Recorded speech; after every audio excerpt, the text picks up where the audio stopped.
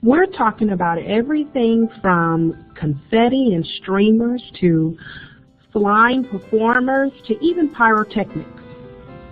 Special effects represents the magic in carrying out a special event.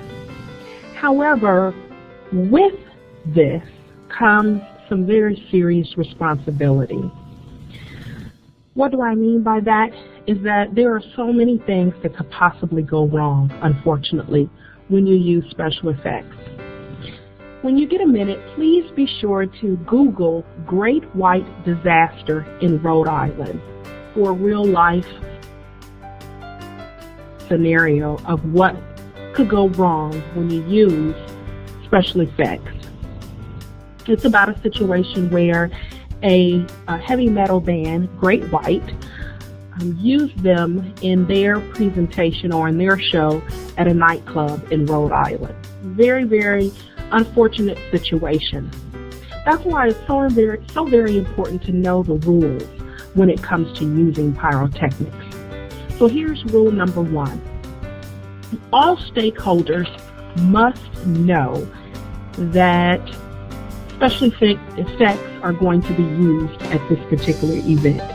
And what I mean by all stakeholders, I'm talking about everybody from the guest speaker, the keynote speaker, to the wait staff that may be working during the event when the special effects is being used, to even audience members who may be sitting in the aisle that may be possibly impacted by whatever special effects is being utilized. Make sure you inform everyone. Rule number 2. For every special effect used, make certain that there is a material safety data sheet available. The MSDS, for example, should include whether or not hearing protection, such as earplugs, is needed for noise from loudspeakers or from explosive devices. You want to make sure that if you're using something such as strobe lights, that information is posted during the event, because it could possibly cause a seizure for individuals who have epilepsy. So you want to make sure that you inform your audience if strobe lights are being used.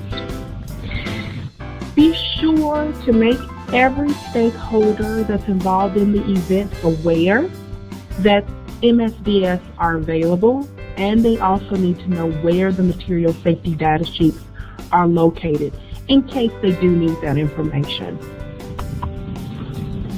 Rule number 3. Written procedures must be provided to all performers and workers for all flying effects.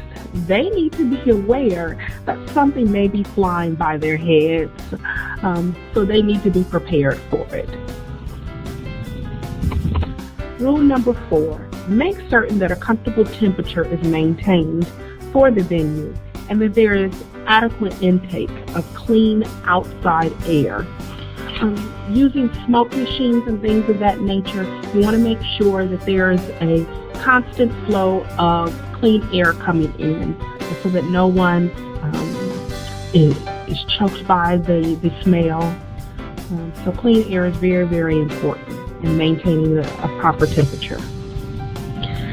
Rule number 5, make certain that the appropriate fireproof materials are being used, such as curtains in the venue, props, sets, costumes even that are used need to be fireproof. You know, you'd be amazed at how many times something as simple as this, but very important, is oftentimes overlooked.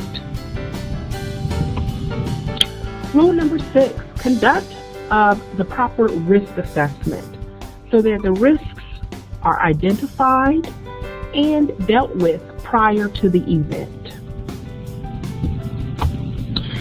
Rule number 7, always use a professional. That the professionals will be familiar with all of the rules that I've just mentioned, and they will ensure that a magical time is had for everyone involved. You never want to be caught in a situation such as the heavy metal band was in that Rhode Island nightclub. So please use a professional. Yes, there are going to be companies that are out there that you will go to for guidance that may be more cost effective, but you want to make sure that they know what they're doing. They will already have material safety data sheets prepared. They will know if they're going to be using strobe lights and that the audience needs to be aware of that. So please use a professional. Many people shy away, many event planners shy away from incorporating special effects into their event. Don't do that. They again represent the magic in your event. So just be prepared and know the rules.